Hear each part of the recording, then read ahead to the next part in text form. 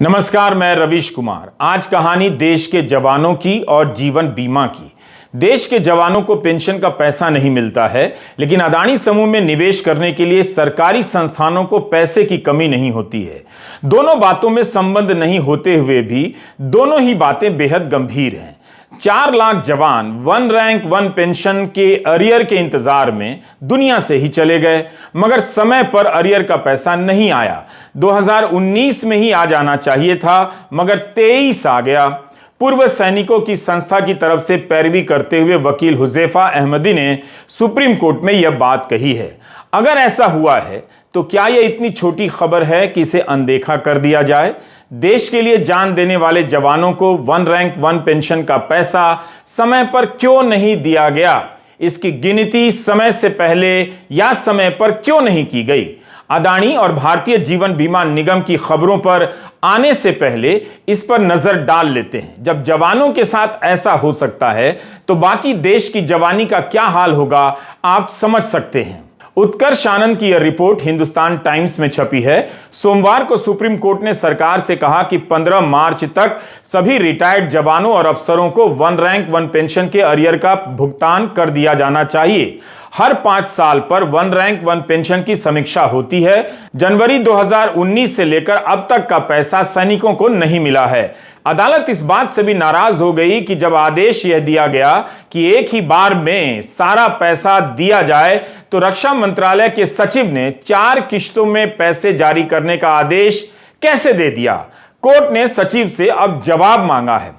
अब जाकर रक्षा मंत्रालय ने आदेश जारी कर दिया है कि 15 मार्च तक 2019 के बाद का अरियर एक साथ ही दिया जाएगा। वन रैंक वन पेंशन की गिनती कैसे हो? 5 साल की जगह हर साल इसके बढ़ाने पर विचार हो, इसे लेकर रिटायर्ड सैनिकों का संगठन सुप्रीम कोर्ट गया। वादा तो प्रधानमंत्री नरेंद्र मोदी का था, मगर इसे हासिल करने के लिए सैनिकों को 2015 के साल में जंतर मंतर पर आमरण अनशन भी करना पड़ा। लेकिन रिवाइज पेंशन देने के नाम पर सरकार कोर्ट से ही समय मांगती रही कि गिनती के लिए टेबल बनाने समय लगेगा। सैनिक संगठन उससे भी संतुष्ट और सहमत नहीं हैं। कोर्ट में सैनिक संगठन के वकील ने कहा कि इस दौरान 4 लाख सैनिक रिवाइज पेंशन मिलने के इंतजार में दुनिया से ही चले गए। तो क्या आपको पता था कि वन रैंक वन पेंशन के तहत 2019 में जो पेंशन रिवाइज होनी थी, उसका बढ़ा हुआ पैसा यानी एरियर 2023 तक नहीं मिला है? क्या आपने किसी हिंदी अखबार में यह मोटी मोटी हेडलाइनें देखी हैं कि वन रैंक वन पेंशन के अरियर के इंतजार में 4 लाख सैनिक दुनिया से ही चले गए? क्या सरकार को प्रेस कॉन्फ्रेंस कर इस मामले में और सफाई नहीं देनी चाहिए? LIC कब तक अदानी समूह की कंपनियों में पैसा लगाए रखेगी? इस पर भी कोई मंत्री नहीं बोल रहा है। LIC ने नहीं बताया कि अदानी समूह से क्या बात हुई, किस तरह के सवाल पूछे गए और जवाब क्या मिला। बस खबर आई कि पूछा जाएगा, फिर कुछ खास खबर नहीं आई। अदानी समूह में निवेश के कारण LIC को 3000 करोड़ का घाटा बताया जा रहा है। क्या यह इतना कम है कि निवेश के फैसले की समीक्षा ना हो और पैसा ना निकाला जाए? कोई ऐसा दिन नहीं होता जब बाजार खुलता हो और खुलते ही अदानी समूह के कई शेयरों में लोअर सर्किट लग जाता हो। इनके दामों के गिरने का सिलसिला रुक नहीं रहा। फिर LIC को अपने निवेश का पैसा निकालने से कौन रोक रहा है? यह पैसा भारत की जनता का है। LIC के प्रति उसका भरोसा आज का नहीं है। जब राजकुमार प्रबंध निदेशक नहीं होंगे तब से है।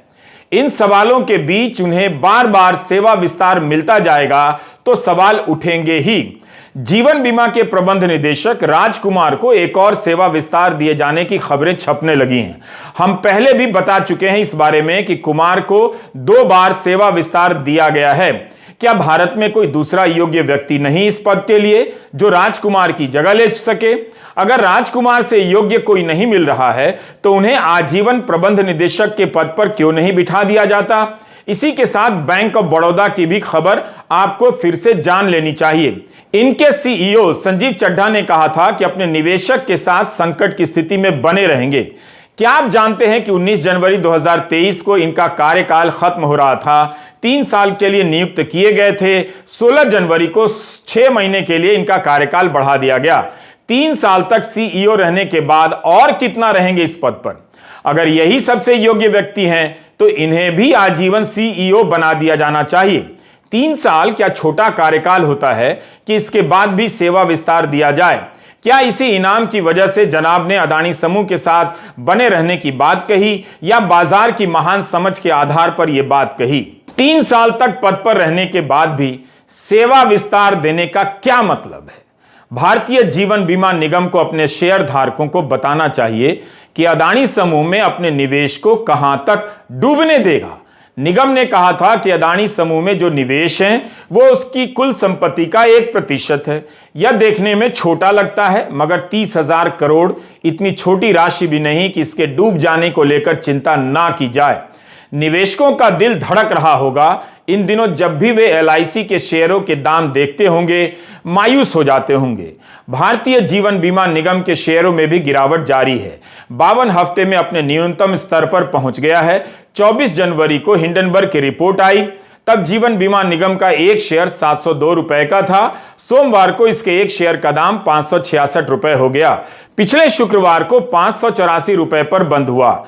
एक महीने से कुछ अधिक समय में 17% से अधिक गिरावट आ गई। मई 2022 में जीवन बीमा निगम का आईपीओ आया, तब इसके एक शेयर का दाम 949 रुपया हो गया।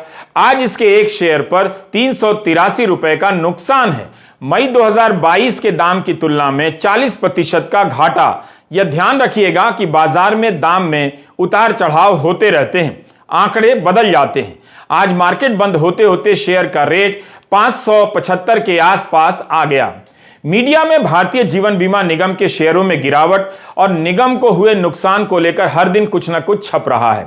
इसमें आमतौर पर आंकड़े होते हैं। इसका जवाब नहीं होता कि जब कोई संस्था अपने फंड का निवेश करती है और घाटा होने लगता है तो उस निवेश से बाहर आने का फैसला कब लिया जाता है, कौन लेता है, कैसे लिया जाता है, इसकी जानकारी नहीं छप रही। जब हिंडनबर्ग की रिपोर्ट आई तब भारतीय जीवन बीमा निगम के प्रमुख का बयान आया कि अदानी समूह में जो निवेश किया गया है वो अभी फायदे में है, घाटा नहीं हुआ। हमने भी आपको यही बताया। मतलब जिस दर पर शेयर खरीदे गए हैं उसके दाम गिरने के बाद भी मुनाफा है। 27 जनवरी को अदानी समूह में एलआईसी के शेयरों का मूल्य 56,142 करोड़ रुपए के बराबर था, जो निवेश की लागत से फिर भी बहुत अधिक था। लेकिन अब स्थिति काफी बदल गई है। 24 जनवरी को अदानी समूह के शेयरों में एलआईसी के निवेश का कुल मूल्य 81,268 करोड़ रुपए था, मगर एक महीने के भीतर यानी 24 फरवरी 2023 को 81,268 करोड़ से घटकर 27,000 के करीब आ गया। इस हिसाब से देखिए तो एलआईसी को अदानी ग्रुप में निवेश से अब तक 50,000 करोड़ से अधिक का नुकसान हो चुका है। यही नहीं, जो मूल पैसा लगाया गया अब तो वह भी घाटे में है। दैनिक भास्कर ने शुक्रवार को अपने एक रिपोर्ट में लिखा है कि एलआईसी ने अदानी समूह की 5 कंपनियों में 30,127 करोड़ रुपए के शेयर खरीदे, जिनका मूल्य इस समय 27,000 करोड़ के करीब आ चुका है। इस बीच एलआईसी को दिसंबर में 50,000 करोड़ का मुनाफा मिल रहा था, जो अब 3,000 करोड़ के घाटे में बदल गया है। लाइव मिंट ने भी लिखा है कि 3,000 करोड़ का नुकसान हुआ है, नेगेटिव हो चुका है। बिजनेस स्टैंडर्ड के सामी मोदक ने लिखा है कि मार्केट कैपिटलाइजेशन की रैंकिंग में एलआईसी 6ठे नंबर पर थी, जो अब 12वें नंबर पर आ गई है। 2022 में जब एलआईसी का आईपीओ आया तब इसका मार्केट कैपिटलाइजेशन 6 लाख करोड़ से अधिक का था। अब 2.4 लाख करोड़ गिर गया है। 40% की गिरावट आ गई है। इस समय एलआईसी में सरकार की 96.5% हिस्सेदारी है। इसलिए भारतीय जीवन बीमा निगम के मार्केट कैपिटलाइजेशन में कमी होगी तो उसका असर सरकार के खजाने पर तो पड़ेगा ही, नागरिकों पर भी बुरा असर पड़ेगा। जिस रफ्तार से अदानी समूह के शेयर गिरते जा रहे हैं, वैसे में यह सवाल गलत नहीं हो सकता कि एलआईसी को क्यों दांव पर लगाया जा रहा है। अब सवाल है कि 3,000 करोड़ का घाटा किसके हित के लिए उठाया जा रहा है, अदानी के लिए या भारत की जनता के लिए जिसने एलआईसी के शेयरों में निवेश किया है। हमारे कुछ सवाल हैं। 31 जनवरी के आसपास जीवन बीमा निगम के प्रबंध निदेशक राजकुमार का बयान आया कि अदानी के एफपीओ में 300 करोड़ का निवेश बोर्ड की मंजूरी के बाद किया गया, आगे और निवेश नहीं होगा। कुछ दिनों के बाद अदानी ने एफपीओ वापस ले लिया। हमारा सवाल है कि क्या उस बोर्ड ने अदानी के शेयरों में निवेश जारी रखने के फैसले की कोई समीक्षा की है कि 3000 का घाटा हो चुका है, एलआईसी और कितना घाटा सहेगी? क्या पूरा ही पैसा डूबने दिया जाएगा? 31 जनवरी के बिजनेस स्टैंडर्ड में राजकुमार ने कहा था कि स्थितियां बदल रही हैं, लेकिन अब तो 1 महीना हो गया, स्थितियां बदल कहां रही हैं? हर दिन अदानी के शेयर तो गिरते ही जा रहे हैं। एलआईसी ने तब कहा कि अदानी समूह से सवाल करेंगे, तो क्या जवाब मिला, इसका भी कोई ब्यौरा जनता को नहीं दिया जा रहा है, या दिया गया है, आप पता कर लीजिए। पैसा आपका डूब रहा है और सेवा विस्तार किसी और को मिल रहा है। भारत की जनता भारतीय जीवन बीमा निगम पर भरोसा करती है। नॉर्वे का सरकारी पेंशन फंड दुनिया का सबसे बड़ा पेंशन फंड माना जाता है। इसने अदानी समूह से अपना सारा पैसा निकाल लिया। ऑस्ट्रेलिया में पूछा जा रहा है कि सरकारी कर्मचारियों के पेंशन फंड का कुछ हिस्सा अदानी समूह में लगा है, कहीं डूब तो नहीं जाएगा? और हम किस आधार पर मानकर चल रहे हैं कि जीवन बीमा के निवेशक चिंतित ही ना हो? नॉर्वे और ऑस्ट्रेलिया के निवेशक चिंतित हैं, मगर भारतीय जीवन बीमा के आम निवेशक अपने शेयरों के दाम गिरने से होली मना रहे हैं। अब तक माना जा रहा था कि अदानी समूह से आ रही घाटे की खबरें उसी तक सीमित हैं और निचले स्तर तक इनका प्रभाव नहीं पहुंच रहा। बिजनेस स्टैंडर्ड में सचिन पी ममपट्टा की खबर छपी है कि अदानी समूह से पैसा निकालकर नॉर्वे के पेंशन फंड ने अंबानी समूह में डालना शुरू किया। फंड के कागजों के एक अध्ययन के मुताबिक नॉर्वे के फंड ने 2022 में अंबानी की कंपनियों में $180 मिलियन से भी अधिक का निवेश किया। यह जानकारी दिसंबर 2022 तक की है। खबर के मुताबिक यह निवेश रिलायंस की कम से कम 4 कंपनियों में किया गया। वहीं नॉर्वे फंड ने दिसंबर 2022 तक अदानी समूह की 3 कंपनियों में करीब $200 मिलियन का निवेश किया हुआ था, जिसे पूरी तरह निकाल लिया गया है। जहां तक हमने इस खबर को समझा है और समझने में अगर चूक नहीं हुई है, तो इस खबर में यह भी लिखा है कि नॉर्वे के फंड ने सरकारी प्रतिभूतियों में भी अपना निवेश कम किया है। रिलायंस इंडस्ट्री से भी पैसा निकाला गया है। रिपोर्ट में लिखा है कि रिलायंस के बॉन्ड सरकार संबंधी बॉन्ड की श्रेणी में आते हैं। बिजनेस स्टैंडर्ड को पेंशन फंड ने बताया कि पैसा निकालने की वजह बॉन्ड को सरकार द्वारा गारंटी दिया जाना है। नॉर्वे के फंड ने हिंडनबर्ग की रिपोर्ट से पहले ही अपना निवेश निकाल लिया। इसमें कहा गया कि पेंशन फंड को शक हो गया कि कहीं उनके पैसे का इस्तेमाल करके प्रदूषण फैलाने वाले कार्य ना किए जा रहे हों, क्योंकि 10 फरवरी की फाइलिंग से पता चला कि अदानी एंटरप्राइजेज अदानी ग्रुप की ग्रीन कंपनियों के स्टॉक को गिरवी रखकर ऑस्ट्रेलिया की करमाइकल कोयला खदानों को फाइनेंस कर रहा है। पेंशन फंड ने कोयले को अपने पोर्टफोलियो से ब्लैक लिस्ट कर दिया है, इसलिए किसी भी रूप में करमाइकल प्रोजेक्ट तक उनका पैसा पहुंचना उनके नियमों का उल्लंघन है। यह बात उनकी एक प्रमुख अधिकारी किरण अजीज ने एक साक्षात्कार में कही थी। अदानी समूह पर स्टॉक में हेराफेरी के आरोप लगे हैं कि उसके जरिए दामों को बढ़ा चढ़ाकर दिखाया गया। वो किस तरह से हुआ, उसमें कौन शामिल हैं, यही तो जानने की बात है। शेल कंपनियां बनाकर अपना ही पैसा इधर से उधर घुमाने के आरोप लगे हैं। अदानी ग्रुप ने खंडन तो कर दिया, मगर अभी तक वो सवाल सामने हैं। विपक्ष के हर दल ने इतने सवाल उठाए, धरना प्रदर्शन किया, मगर जांच की बात टस से मस आगे नहीं बढ़ी। अब हम 2 खबरों का जिक्र करना चाहेंगे। इस खबर को ध्यान से देखिए। लिखा है कि वित्तीय मामलों के जानकारों ने नेशनल स्टॉक एक्सचेंज बोर्ड और सेबी से कहा है कि अदानी समूह की 5 कंपनियों के शेयरों को निफ्टी 50 से जोड़ा गया है। इस फैसले की समीक्षा कीजिए, इससे लाखों निवेशकों की बचत 31 मार्च से इस डूबते जहाज में खपने लग जाएगी। 17 फरवरी को निफ्टी ने बताया कि इसकी एक कमेटी ने तय किया है कि तमाम सूचकांकों में स्टॉक में अदल बदल की जा रही है। यह एक नियमित प्रक्रिया है। अदानी विल्मर को निफ्टी नेक्स्ट 50 और निफ्टी 100 में शामिल किया गया है। अदानी टोटल गैस को निफ्टी शरिया 25 में जोड़ा गया है और अदानी पावर को निफ्टी के 10 अलग अलग सूचकांकों में रखा गया है। निफ्टी 50 में Adani ports and sales, Adani enterprises पहले से हैं। नई सूची के बाद निफ्टी 50, निफ्टी 100 में अदानी समूह के 6 और स्टॉक जुड़ जाते हैं। हिंदू की इस रिपोर्ट में लिखा है कि भारत के म्यूचुअल फंड के 41 लाख करोड़ का 16% पैसा इन सूचकांकों में लगा है निफ्टी के। जैसे ही निफ्टी 50 या निफ्टी 100 में निवेश करेंगे, उसका कुछ हिस्सा अदानी समूह के इन शेयरों में जाएगा और डूब सकता है। अभी तक यह सवाल उठता रहा है कि म्यूचुअल फंड ने तो अदानी समूह में निवेश नहीं किया। हिंडनबर्ग की रिपोर्ट के बाद शेयर बाजार में इनके दाम गिरते ही जा रहे हैं।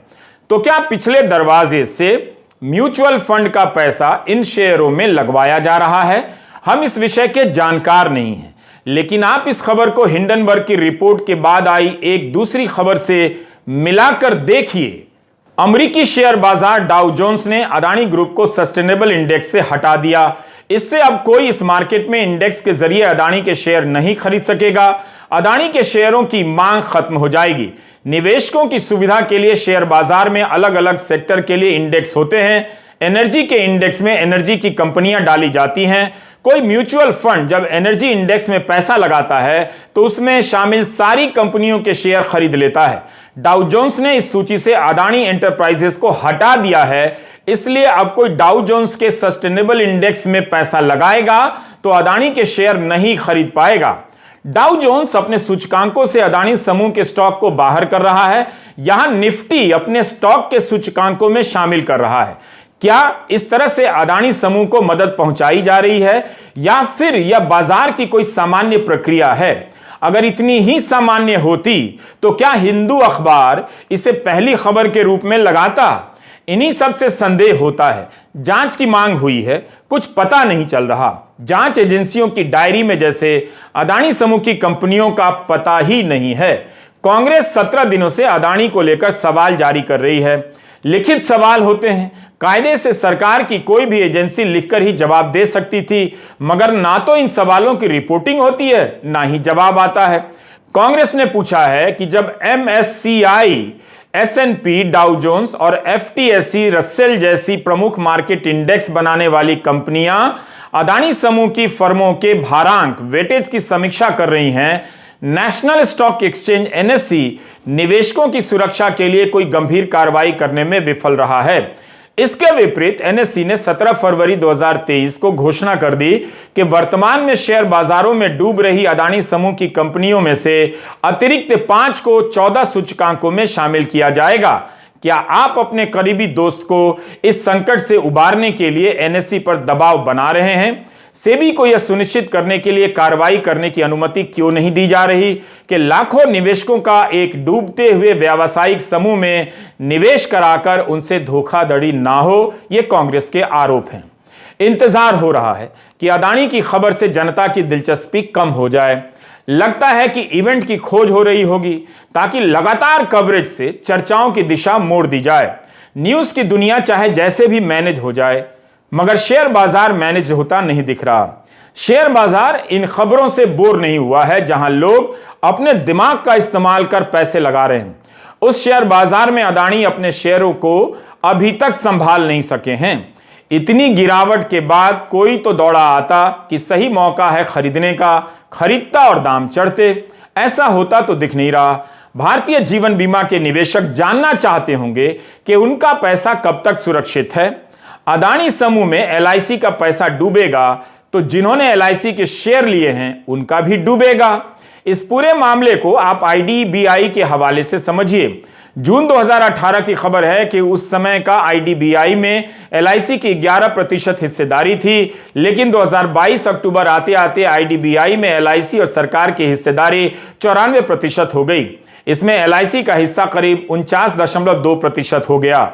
जून 2018 में वायर की रिपोर्ट में लिखा है कि IDBI में LIC 20,000 करोड़ रुपए लगाने वाली है, जो नाली में पैसा बहाने के जैसा है, क्योंकि उस समय सार्वजनिक क्षेत्र के बैंकों में सबसे बुरा हाल IDBI का ही था। उसका NPA बहुत ज्यादा था। 4 साल बाद यानी अक्टूबर 22 की खबरों में यह लिखा जाता है कि सरकार और LIC मिलकर अपनी 60.72% हिस्सेदारी बेचने पर विचार कर रही हैं।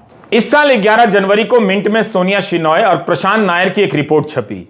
LIC का बयान है कि वह IDBI बैंक से बाहर नहीं निकलेगी, मगर अपनी हिस्सेदारी कम करना चाहती है। यह बयान प्रबंध निदेशक राजकुमार के हैं। इनके बयान से ठीक 2 दिन पहले department of investment and public asset management DIPAM के सचिव बयान देते हैं कि IDBI से सरकार और LIC दोनों बाहर निकल जाएंगी। सचिव के बयान की कीमत देखिए। 2 दिन बाद LIC के प्रबंध निदेशक कहते हैं पूरी तरह बाहर नहीं निकलेंगे, हिस्सेदारी भले घटा सकते हैं। इन खबरों को बताने का मकसद है कि क्या LIC अदानी समूह से अपना पैसा निकालने पर विचार कर रही है, करेगी, या उसके साथ ही डूबते रहने का इरादा है। यूपी की लोक गायिका नेहा सिंह राठौर को गाना गाने पर पुलिस नोटिस भेज देती है। यहां तो शेयरों के दाम बढ़ा चढ़ाकर मैनिपुलेशन करने के आरोप लगे। 12 लाख करोड़ से ज्यादा की संपत्ति हवा हो गई, मगर ED CBI का कोई छापा नहीं पड़ा। आरोपियों के पक्ष में महापंचायतें तक हो जाती हैं इस देश में। पुलिस को ललकारा जाता है, कुछ नहीं होता। एक धर्म के खिलाफ हिंसक नारे लगाए जाते हैं, कुछ नहीं होता। नेहा सिंह राठौर के गानों से ही तनाव फैल रहा है। नेहा सिंह राठौर अगर अदानी समूह और हिंडनबर्ग की रिपोर्ट को मिलाकर कोई गाना ही बना दें, गा दें, तो नोटिस किसे जाएगा? नेहा को, या हिंडनबर्ग को, या अदानी समूह को? कम से कम इसी तरह के फालतू सवाल ही पूछ लीजिए सवाल के नाम पर, अगर गंभीर सवालों के जवाब नहीं आते हैं तो। दिल्ली के शिक्षा मंत्री मनीष सिसोदिया की जमानत पर चीफ जस्टिस के सामने सुनवाई हुई। यह सवाल उठ रहा था कि सिसोदिया के घर और अन्य जगहों पर CBI पिछले साल से छापे मार रही है, पूछताछ कर रही है। सिसोदिया CBI के दफ्तर भी जा रहे हैं, फिर भी उन्हें क्यों गिरफ्तार किया गया? क्या जेल में रखने के लिए? सिसोदिया के अब विरोधी प्रशांत भूषण ने भी ट्वीट किया है कि जो आरोप लगे हैं उनकी प्रकृति गंभीर है और जांच गंभीरता से होनी चाहिए, लेकिन गिरफ्तारी की बात समझ में नहीं आती है। सुप्रीम कोर्ट ने कहा है कि इस स्तर पर दखल नहीं देंगे, हाई कोर्ट जाइए। आमतौर पर जब भी हाई कोर्ट का विकल्प रहता है, कोर्ट की तरफ से यही कहा जाता है। नमस्कार, मैं रवीश कुमार।